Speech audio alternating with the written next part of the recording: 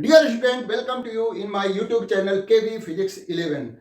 Today I am going to discuss the numerical problem based on the mass connected with string. This is the one of the application of Newton's law of motion. So this video is very important for numerical point of view. So you must remain in the video from beginning to the last for better understanding. Let us start the video.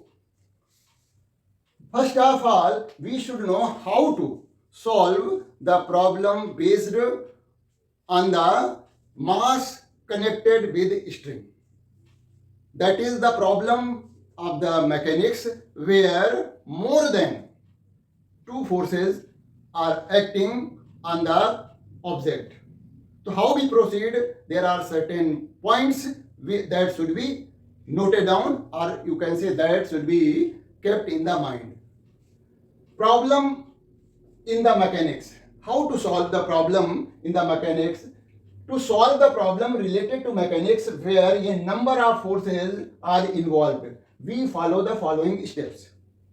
Number 1, draw a diagram showing the various parts of the system with links and choose any one convenient part of the system. Generally, figures are given in such type of the problem. If the figure is not given, you have to draw the figure according to the question. Now, in second point, we have to draw a free body diagram, FBD, of that part of the system showing all forces acting on it by remaining part of system and also by other agencies. Means, first of all, we have to draw the figure if the figure is not given, and choose one of the part of the system and draw the free body diagram for that particular part of the system, and that free body diagram of that particular part will show the forces, different forces acting on that part, and forces applied by other agencies also. Now, in third point, in the free body diagram, we include the information about the magnitude and direction of the forces. Now we equate the net force acting in a particular direction to the mass times the acceleration produced in that direction. And we have to find the net force acting on that particular part that we have chosen, and that net force should be made equal to the mass of the part into acceleration produced in the system. Acceleration जो होगा वो पूरे system का लिया जाएगा और मास जो लिया जाएगा वो केवल उसी पार्ट का जिसको मैंने चूज किया है, मास केवल उसी पार्ट का लिया जाएगा. इस तरह से क्या करेंगे कि हम अदर पार्ट्स के लिए भी इक्वेशन ऑफ मोशन बना लेंगे. तो follow the same procedure for other part of the system, यानी अदर पार्ट्स के भी हम फ्री बॉडी डायग्राम बनाएंगे और उस पार्ट पर लगने वाले डिफरेंट फोर्सेस को शो करेंगे विद डायरेक्शन एंड मैग्नीट्यूड, और फिर उसके बाद नेट फोर्स निकाल करके हम मास इनटू एक्सेलरेशन लिख देंगे. तो इस तरह से हमें अलग अलग पार्ट की डिफरेंट इक्वेशंस मिल जाएंगी. फिर क्या करना है? The equation of the motion obtain for different part of the system can be solved to obtain the desired result. अब हमें एक्सेलरेशन निकालना है, टेंशन निकालना है, जो कुछ हमें निकालने को, कैलकुलेट करने को कहा गया है वो हम आसानी से निकाल पाएंगे when we solve the equation that we have obtained for different part of the system. तो आइए विद एग्जांपल हम इस क्वेश्चन को समझते हैं और देखते हैं कि किस तरह से हम प्रॉब्लम्स को सॉल्व करेंगे. तो क्वेश्चन नंबर 1 है, there are blocks A B C are placed on a frictionless surface having mass 3 kg, 2 kg and 1 kg respectively, and force F is equal to 12 Newton is applied horizontally as shown in figure. Calculate the acceleration produced in the system of blocks. Second, force applied by the first block on the second block. यदि first block है तो second block को कितना force apply कर रहा है ये निकालना है। थर्ड में हमें निकालना है force applied by second block on third block, second block third block पे कितना फोर्स अप्लाई कर रहा है, और लास्ट में हमें पता करना है net force on second block, second block पर नेट फोर्स कितना लग रहा है। क्योंकि देखिए सेकेंड ब्लॉक पर ए भी फोर्स लगा रहा है, बी भी फोर्स लगा रहा है ना, मतलब यहां एक्शन और रिएक्शन को भी हम देखेंगे और उन्हीं को निकालना है। तो सबसे पहले जो बात हमें करनी है वो हमें एक कोई पर्टिकुलर पार्ट चूज करना है और उसका फ्री बॉडी डायग्राम बनाना है। ठीक है, तो देखिएगा इस तरह से हम इसको करते हैं। तो सबसे पहले मान लिया हमने पार्ट ए को चुना, जो ब्लॉक ए है उसको चुना।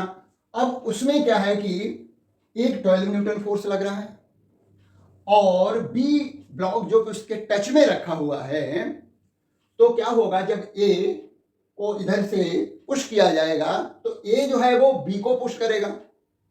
तो as per the Newton's third law B भी ए को पुश करेगा उतने ही फोर्स से जितने फोर्स से ए बी को पुश करेगा। तो इसका मतलब यहां पर ए का मान लिया ये एक्शन हो जाएगा और बी उसको रिएक्ट करेगा। तो देखिएगा हमने बॉडी ए ले ली और इस पर इधर से 12 न्यूटन का फोर्स लगा और देखिए बी क्या करेगा, रिएक्ट करेगा। तो ए पर इस तरह से एक रिएक्शन, इसका नाम हम दे देते हैं T1 ले देते हैं। तो T1 रिएक्शन होगा और एक्शन की वैल्यू भी T1 ही होगी, है ना। यानी ए जो है बी पर जो फोर्स लगाएगा वो क्या होगा, T1 होगा और उतना ही फोर्स बी ए पर लगाएगा। तो इस तरह से हमने ए का फ्री बॉडी डायग्राम बना लिया है। वैसे तो देखा जाए इस पर 2 फोर्सेज और भी लग रहे होंगे, वो होगा वेट और इस फ्लोर का रिएक्शन या इस सरफेस का रिएक्शन जिस पर ये रखा गया है। हालांकि आर और W will be equal to each other because no motion is possible in perpendicular direction, therefore जो है these reaction and weight force जो हैं they will nullify each other. तो इसको हम ऑलरेडी छोड़ देते हैं। तो नेट फोर्स जो लग रहा होगा वो ए पर 12 माइनस T1 लग रहा होगा। पहले फ्री बॉडी डायग्राम बनाना सीख लीजिए। अब जैसे बी पार्ट है, बी पर एक फोर्स, इसका मास कितना है 3 kg है, ये भी जान लीजिए। अच्छा, अब यहां पर एक फोर्स ए लगा रहा होगा, पुशिंग फोर्स, जो कि मैंने T1 माना है और सी की प्रेजेंस की वजह से सी भी रिएक्ट कर रहा होगा। भाई जब हम इधर से पुशिंग फोर्स लगाया गया तो ए बी को पुश करेगा, बी सी को पुश करेगा और जितने फोर्स से बी सी को पुश करेगा ठीक उतना ही रिएक्शन ऑब्टेन होगा। तो बी पर सी की तरफ से रिएक्शन मिलेगा जो कि हमने T2 ले लिया है और यहां पर भी वेट और रिएक्शन उसको मैंने कंसीडर नहीं किया है because they are balanced, nullifying each other. अच्छा, अब सी ब्लॉक देखिए, सी ब्लॉक पर इसका मास कितना था 2 kg था। सी ब्लॉक पर केवल बी साइड से फोर्स लग रहा है। तो जैसा कि हमने देखा कि बी पर जो रिएक्शन सी का मिला था वो T2 था, तो निश्चित रूप से बी भी इतना ही फोर्स लगाया होगा सी पर। तो ये हो गया T2 और ये है हमारा 1 kg। तो सबसे पहले हमें क्या निकालना है, acceleration produce in the system. तो सिस्टम को पूरा एक ऑब्जेक्ट कंसीडर करें और एक्सेलरेशन पता करें। तो इस पर जो है 12 न्यूटन फोर्स लग रहा है। तो 12 F इज इक्वल टू क्या करना है हमें, मास इंटू एक्सेलरेशन, है ना। तो मास कितना है 3 + 2 + 1 यानी 6 इंटू ए। हमने क्या लगाया है, F is equal to A, Newton second law apply किया है। तो 12 जो अप्लाइड फोर्स है इज इक्वल टू 6 क्या है, मास ऑफ द सिस्टम है इंटू एक्सेलरेशन प्रोड्यूस्ड। तो ए इज इक्वल टू हो गया 12/6 2 मीटर पर सेकेंड स्क्वायर। ए सिस्टम में एक्सेलरेशन प्रोड्यूस होगा। अब हम T1 निकाल सकते हैं।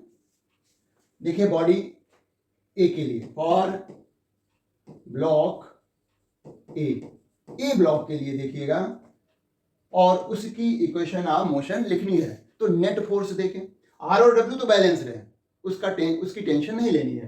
फोर्स इधर से 12 लग रहा है, 12 न्यूटन, और उधर से T1 लग रहा है, और निश्चित रूप से 12 को हम लार्जर ले रहे हैं, तो 12 माइनस T1 करेंगे नेट फोर्स। नेट फोर्स ये पर कितना लग रहा है, 12 माइनस T1, और ये जो नेट फोर्स किसके इक्वल किया जाना चाहिए, मास into acceleration of the system. और मास किसका लेना है, ए का लेना है। तो मास ए का कितना है, 3 kg है, और एक्सेलरेशन जो सिस्टम में प्रोड्यूस हुआ है वो कितना है, 2 है। तो इस तरह से T1 को उधर ले जा रहे हैं, तो 12 minus 3 to 6 is equal to T1, तो T1 इज इक्वल टू हो गया 6 न्यूटन। मतलब जो हमारा ए ब्लॉक है वो बी पर 6 न्यूटन का फोर्स अप्लाई कर रहा है। अब देखिए T2 को पता करने के लिए हम थर्ड वाला ले लें तो बहुत आसान पड़ेगा। वैसे हम सेकंड वाला ब्लॉक भी ले सकते हैं, उसमें भी कोई प्रॉब्लम नहीं है, क्योंकि उस पर जो नेट फोर्स लग रहा है वो T1 माइनस T2 है ना। और T1 minus T2 is equal to mass into acceleration कर दें, या फिर T2 यहां पर भी है, भाई T1 तो हमें पता ही चल चुका है ना, अब हमें T2 ही तो निकालना है। तो देखिए third block, for block C, net force केवल इसमें T2 लग रहा है, T2 is equal to mass 1 kg है, और एक्सेलरेशन कितना प्रोड्यूस हुआ है, 2 सिस्टम का, तो T2 इज इक्वल टू हो गया 2 न्यूटन। मतलब बी ब्लॉक सी को 2 न्यूटन से पुश कर रहा है। अब नेट फोर्स निकालना है बी पर, नेट फोर्स ऑन बी वो कितना है, T1 माइनस T2। T1 की वैल्यू ऑलरेडी हम निकाल चुके हैं, 6 न्यूटन है, और T2 जो है वो 2 न्यूटन है, तो इज इक्वल टू कितना हो गया, 4 newton. 4 newton is the net force acting on the block B. तो इस तरह से हम सभी पार्ट्स के फ्री बॉडी डायग्राम बनाएं, फिर उस पर लगने वाले नेट फोर्स को पता करें, और वो नेट फोर्स जो है वो इक्वेट कर दें मास इंटू एक्सेलरेशन। मास उसी पार्ट का रहेगा, एक्सेलरेशन पूरे सिस्टम का रहेगा। नेक्स्ट प्रॉब्लम देखिए ऐसी, 3 blocks ABC are massed 4 kg, 2 kg, 1 kg are connected by a massless string as shown in figure and placed on a frictionless table, and a force of 14 Newton is applied horizontally.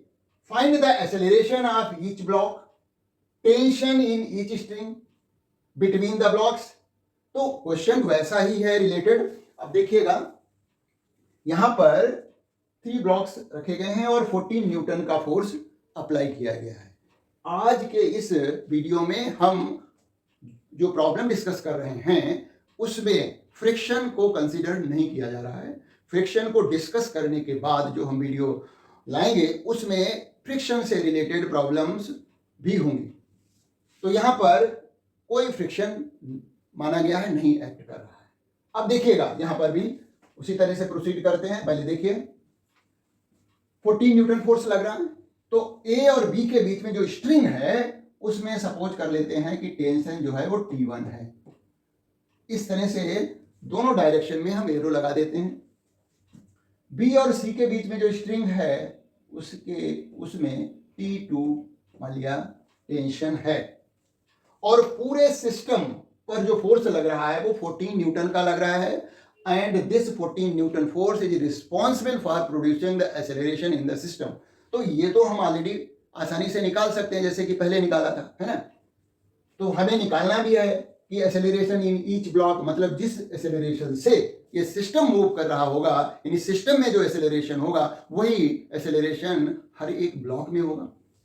तो force कितना लग रहा है, यानी F equal to ma करना है हमें। तो फोर्स लग रहा है 14 न्यूटन का, और मास पूरे सिस्टम का मास है 4 + 2 6 17 7 kg मास है, और एक्सेलरेशन निकालना ही है। तो इस तरह से a इज इक्वल टू हो गया 14/7 2 मीटर पर सेकेंड स्क्वायर का एक्सेलरेशन प्रोड्यूस होगा।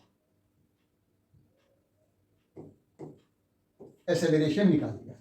अब हमारा दूसरा स्टेप होगा कि डिफरेंट ब्लॉक्स के फ्री बॉडी डायग्राम बनाएं और हम उस पर नेट फोर्स निकालें और वो net force is equal to कर दें मास इनटू एक्सेलरेशन के।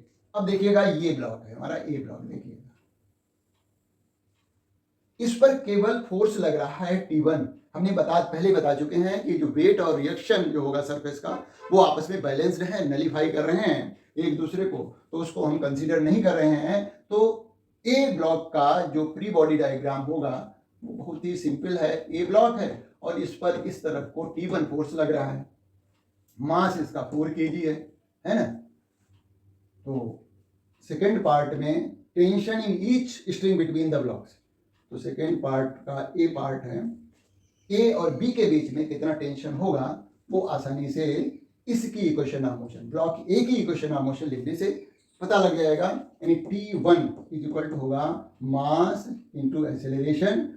T1 is equal to mass इसका कितना है 4 है, एक्सेलरेशन सिस्टम का कितना 2 है, तो T1 is equal to 8 Newton. तो 8 न्यूटन यहाँ पर एक्ट कर रहा है।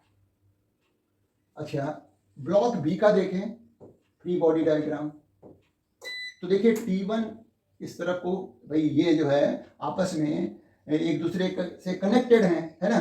तो T1 यहाँ पर लग रहा होगा और T2 इधर लग रहा होगा, और T1 और T2 एक दूसरे के अपोजिट हैं। तो यहाँ पर हम क्या लिखेंगे T2, क्योंकि मोशन किधर हो रहा है लेफ्ट से राइट की तरफ, तो राइट साइड में लगने वाले फोर्सेस को हम लार्जर मानेंगे। तो इसकी इक्वेशन ऑफ मोशन लिखें बी की, तो फॉर ब्लॉक बी क्या हो जाएगा T2 minus T1 is equal to mass of the block B into acceleration A. T2 minus T1 की वैल्यू 8 है इज इक्वल टू 2 इंटू 2, तो T2 इज इक्वल टू हो जाएगा 8 प्लस 4 दैट इज 12 न्यूटन। तो ये जो आंसर आया है T2 का वो 12 न्यूटन आ गया, इसका आंसर आया है 8 न्यूटन का। तो ये देखिए आंसर मैच कर जा रहा है। तो इस तरह से हम क्वेश्चंस को, इस टाइप के क्वेश्चन को सॉल्व कर लेंगे। बहुत ही सिंपल है, आसान है, थोड़ी प्रैक्टिस एक दो क्वेश्चंस की और कर लीजिएगा तो फुल कॉन्फिडेंस के साथ इस टाइप के क्वेश्चन सॉल्व कर लेंगे। नेक्स्ट देखिए, ये तो था हॉरिजेंटल फोर्स लग रहे थे यहाँ पर। अब बात करेंगे वर्टिकल डायरेक्शन में कोई फोर्स लग रहा हो या जो कनेक्टेड मासेस हैं वो जो है वर्टिकली हैंग किए गए हों। देखिएगा क्वेश्चन नंबर 3 में blocks of mass 2 kg 3 kg 5 kg are connected by light inextensible string are shown in figure. Calculate the tension in the string when the system is held stationary. पहली condition है कि system stationery है, कोई भी motion नहीं हो रहा है, इसको हैंग कर दिया गया है। दूसरे पार्ट में calculate the common acceleration and tension in the string when it is raised upward by applying a force of 300 Newton. अब 300 न्यूटन फोर्स अप्लाई करके इस सिस्टम को जो है अपवर्ड ले जाया जा रहा है। देखिए यहाँ पर हम जो एक्सेलरेशन ड्यू टू ग्रेविटी यानी जी की वैल्यू 10 ही लेंगे, 10 मीटर पर सेकेंड स्क्वायर। तो पहला पार्ट देखते हैं कि when system is held stationary, तो फिर टेंशन इन ब्लॉक्स के बीच में क्या होगा इसको देख लेते हैं।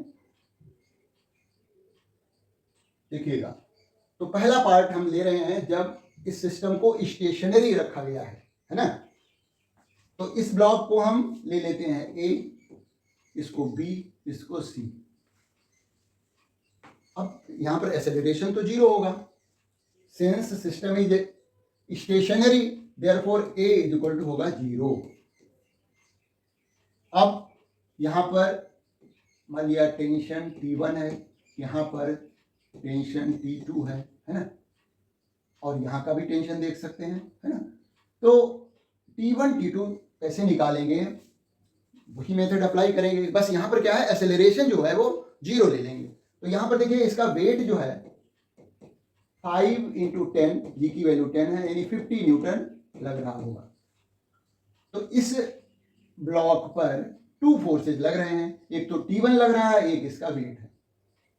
यानी ब्लॉक ए की बात करें तो T1 ऊपर की तरफ लग रहा है और नीचे वेट लग रहा है। तो net force is equal to mass into acceleration करते हैं। तो for block A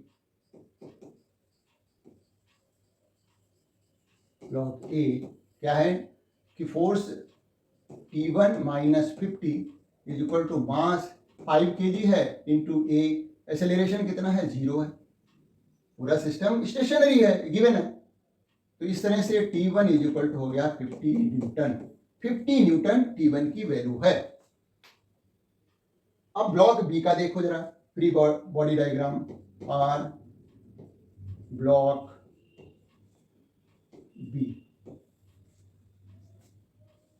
B block पर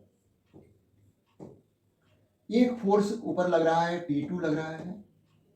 नीचे की तरफ जो स्ट्रिंग है उसमें T1 टेंशन है और साथ में इसका वेट भी एक्ट कर रहा होगा डाउनवर्ड, और वो वेट जो होगा वो mass into acceleration, mass B का कितना है 3 into acceleration due to gravity जो है वो 10 हमने ले रखी है, तो 30 न्यूटन का इस पर जो है मतलब वेट, इसका वेट भी डाउनवर्ड एक्ट कर रहा है।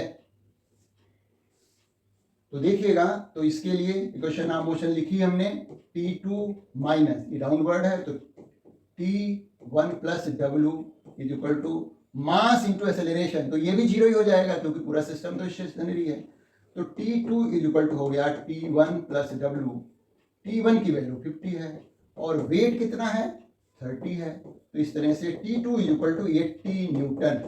तो यहां पर जो टेंशन है यहां पर वो कितना है, T2 की वैल्यू 80 न्यूटन है। यहां पर कितना टेंशन होगा वो भी निकाल सकते हैं, T3 निकाल सकते हैं इस केस में, है ना। तो इस C के लिए हमें करना पड़ेगा मतलब फ्री बॉडी डायग्राम C का बना लेते हैं और वहां पर कितना टेंशन होगा वो भी आसानी से हम पता कर लेंगे, देखिएगा। हाँ, तो इस तरह से फॉर ब्लॉक सी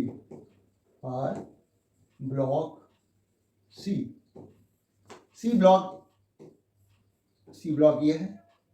अब एक तो T2 नीचे की तरफ लग रहा है, इसका वेट लग रहा है डाउनवर्ड जो कि 2 इंटू 10 यानी 20 न्यूटन है, और ये T3 हमें पता ही करना है। तो ये हो जाएगा T3 minus T2 plus 20 is equal to 0। तो T3 इज इक्वल टू हो गया T2 प्लस 20। T2 की वैल्यू कितनी आ गई, आई थी 80 plus 20 is equal to 100 newton का टेंशन यहां पर है। तो ये जो प्रॉब्लम है तब की है जब सिस्टम को स्टेशनरी रखा गया था, तो डिफरेंट स्ट्रिंग के डिफरेंट पार्ट में ये टेंशन थे, सिस्टम का एक्सेलरेशन 0 था। अब हम इसका सेकेंड पार्ट डिस्कस करेंगे जिसमें कि जो है इस पूरे सिस्टम को 300 न्यूटन का फोर्स अप्लाई करके मूव कराया जा रहा है, मतलब एक्सेलरेट कराया जा रहा है, तो वहां एक्सेलरेशन भी होगा। देखिएगा ये है, हाँ जी। अब देखिए सिस्टम जो है ए एक्सेलरेशन से अपवर्ड जा रहा है, तो हमें क्या करना है, एक तो T1 यहाँ का निकालना है, एक यहाँ का T2 निकालना है। जो फ्री बॉडी डायग्राम्स हैं वो उसी तरह से बनेंगे। सबसे पहले सिस्टम का एक्सेलरेशन निकाल लेते हैं। पूरे सिस्टम पर 300 न्यूटन फोर्स लग रहा है अपवर्ड डायरेक्शन में, और डाउनवर्ड डायरेक्शन में पूरे सिस्टम का वेट लगेगा जो कि 3 + 2 5 + 10 मास हो गया इंटू जी, तो 100 न्यूटन का फोर्स डाउनवर्ड वेट के फॉर्म में लगेगा। तो नेट फोर्स पूरे सिस्टम का, net force on system is equal to हो जाएगा 300 minus 100 is equal to mass of the system जो कि है 10 5 + 3 + 2 इंटू जी 10, है ना, सॉरी मास इंटू एक्सेलरेशन करना है, मास इंटू एक्सेलरेशन, ये तो हो चुका है ना।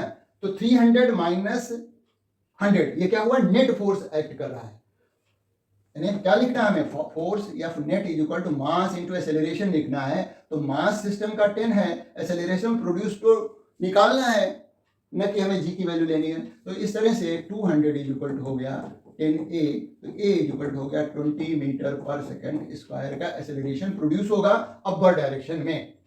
अब हम 1 बाय 1 पार्ट का फ्री बॉडी डायग्राम बनाते हुए टेंशन निकाल लेंगे। तो ये बॉडी हमारी ए थी, ये बी थी, ये सी थी। तो बॉडी ए के लिए, फॉर बॉडी ए देखिएगा, यहां पर ये बॉडी ए है, इसमें ऊपर फोर्स लग रहा है T1, नीचे इसके वेट लग रहा है, ये 5 kg की है ना, तो 5 × 10 यानी 50 न्यूटन का वेट डाउनवर्ड लग रहा है। और पूरा ये ब्लॉक अपवर्ड डायरेक्शन में acceleration a is equal to 20 metre पर सेकेंड स्क्वायर से जा रहा है। तो हमें क्या करना पड़ेगा, F net is equal to mass into acceleration. F net कैसे निकालेंगे, अपवर्ड जो लग रहा है वो T1 लग रहा है। देखिए जिस तरफ को मोशन हो रहा होता है, जिस तरफ को सिस्टम या बॉडी एक्सेलरेट हो रही होती है, उस तरफ लगने वाले फोर्स को लार्जर लेना चाहिए हमें। तो T1 को लार्जर लेंगे और जो नीचे की तरफ लग रहा है उसको हम स्मॉलर लेते हुए, ये तो होगा F net is equal to mass किसका लेंगे, ए का मास कितना है 5, एक्सेलरेशन कितना है 20 है। तो इस तरह से T1 इज इक्वल टू जो था वो आ गया 100 + 50, तो T1 इज इक्वल टू हो गया 150 न्यूटन। अब ब्लॉक भी ले लीजिए, है ना, और हमें T2 की वैल्यू और निकालनी है। तो देखिएगा किस तरह से हम 1 बाय 1 जो है पार्ट लेते जाइए और आसानी से जो है हम अपनी प्रॉब्लम्स को इजीली सॉल्व कर लेंगे, कहीं कोई प्रॉब्लम नहीं आने वाली है ना।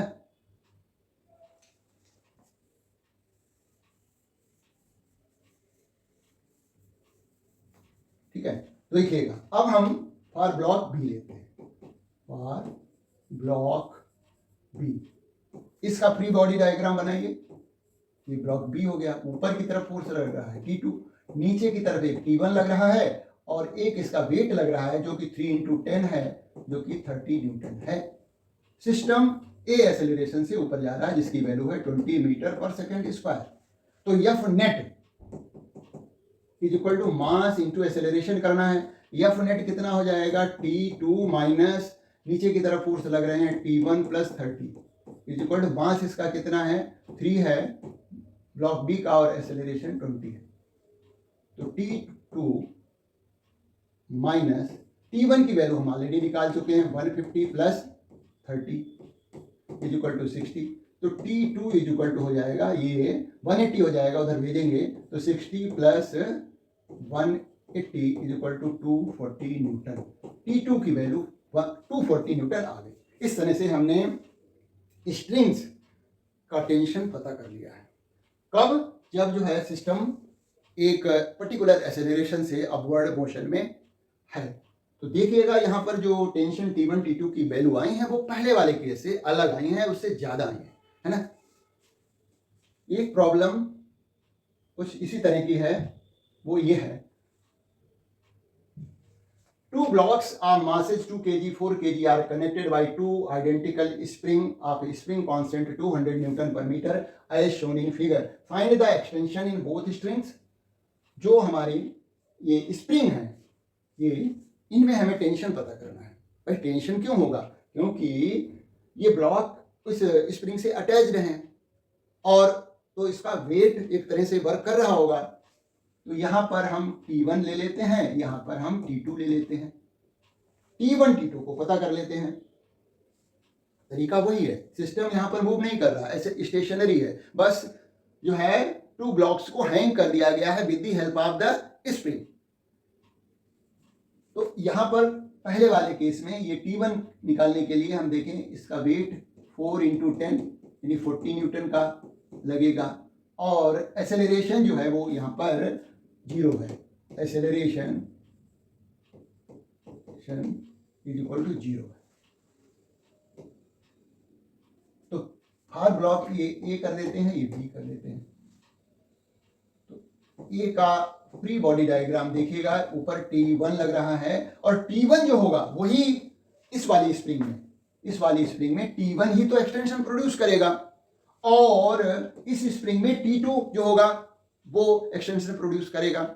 तो हमें T1 की वैल्यू निकालनी है और फिर स्प्रिंग का केस लेकर के एक्सटेंशन निकाल देंगे। देखिएगा यहाँ पर जो लग रहा है 40 न्यूटन का वेट एक्ट कर रहा है, ये 4 kg का है। तो नेट फोर्स इस पे कितना लग रहा है, वो है T1 minus 40 is equal to mass into acceleration. तो T1 minus 40 is equal to 0, तो T1 इज इक्वल टू 40। और मैंने क्या कहा था, यही T1 एक्सटेंशन प्रोड्यूस करेगा इस वाली सेकेंड वाली स्प्रिंग में। इसको फर्स्ट ले लेते हैं, इसको सेकेंड ले लेते हैं। ये चलिए इसको सेकेंड ले लिया, इसको फर्स्ट ले लिया, ठीक है। तो सेकेंड वाली स्प्रिंग में कितना एक्सटेंशन प्रोड्यूस होगा, क्योंकि हमें मालूम है कि F इज इक्वल टू होता है KX। K जो होता है वो स्प्रिंग कांस्टेंट है, X क्या है, एक्सटेंशन प्रोड्यूस्ड है, वैसे तो माइनस साइन होता है। तो F क्या है, वो T1 है। T1 is equal to K की वैल्यू कितनी है, 200 गिवन है और X हमें पता ही करना है। इसको हम X1 ले लेते हैं, है ना, या इसको X2 ले लीजिए क्योंकि 2 मैंने लिख रखा है ना। ये वाला यहाँ पर हमने इसको माना है, इसमें X2 एक्सटेंशन प्रोड्यूस होगा, इसमें X1 होगा, ठीक है। T1 की वैल्यू कितनी है, 40 है। 40 इज इक्वल टू हो गया 200 इंटू X2। तो X2 इज इक्वल टू हो गया 40 अपॉन 200, ये 0 कैंसिल आउट, 2 2 जा 2 10 जा, तो ये 2/10 मतलब X2 इज इक्वल टू हो गया 0.2 मीटर का एक्सटेंशन इसमें प्रोड्यूस होगा। अब दूसरे ये अपर साइड में जो स्प्रिंग है उसमें पता करते हैं कि T2 की वैल्यू क्या है, ठीक है। T2 की वैल्यू पता कर लेंगे और उसी के अकॉर्डिंग हम एक्सटेंशन पता कर लेंगे। तो फॉर ब्लॉक भी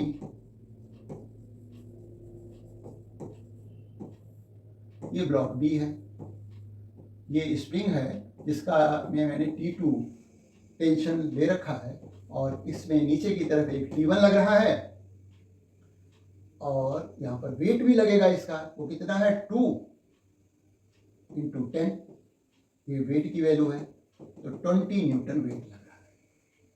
तो ये हो जाएगा T2 माइनस ब्रैकेट में T1 plus 20 is equal to mass into acceleration, mass into 0 है। तो T2 इज इक्वल टू हो गया T1 प्लस 20। T1 की वैल्यू हम निकाल चुके हैं ऑलरेडी, जो कि कितनी आई थी 40। तो 40 plus 20 is equal to 16 newton. अब स्प्रिंग का केस लेंगे तो F is equal to KX2, sorry X1 ले रखा है हमने उसको, ये X1 लिया हुआ है। तो F की वैल्यू कितनी लेंगे, T2 के इक्वल लेंगे। T2 is equal to K की वैल्यू 200 है, X2 X1। तो ये हो जाएगा T2 मतलब 60 इज इक्वल टू हो जाएगा 200 इंटू X1। तो X1 is equal to 60 upon 200, cancel out हो गया, ये 0 0 2 3 जा 2 10 जा, यानी 3 अपॉन 10 दैट इज 0.3 मीटर। तो यहाँ पर ऊपर वाली जो स्प्रिंग है उसमें 0.3 मीटर का एक्सटेंशन प्रोड्यूस होगा और वैसे भी नॉर्मली पता लग रहा है क्योंकि इस स्प्रिंग के लिए ये दोनों मास इफेक्टिव होंगे, एक बार में भी पता कर सकते थे। तो इस तरह से 0.3 मीटर का एक्सटेंशन इस अपर साइड में जो स्प्रिंग है उसमें लगेगा। तो देखिए बहुत ही आसान क्वेश्चंस हैं। अब हम इसके नेक्स्ट पार्ट में उन प्रॉब्लम्स को डिस्कस करेंगे जिसमें कि मास जो है वो स्ट्रिंग से कनेक्ट होकर के पुली के ऊपर से पास होते हैं। वो वीडियो भी बहुत इंपॉर्टेंट है समझना। और इसके बाद फ्रिक्शन को डिस्कस करने के बाद हम फ्रिक्शन से रिलेटेड भी बहुत सारी प्रॉब्लम्स को डिस्कस करेंगे।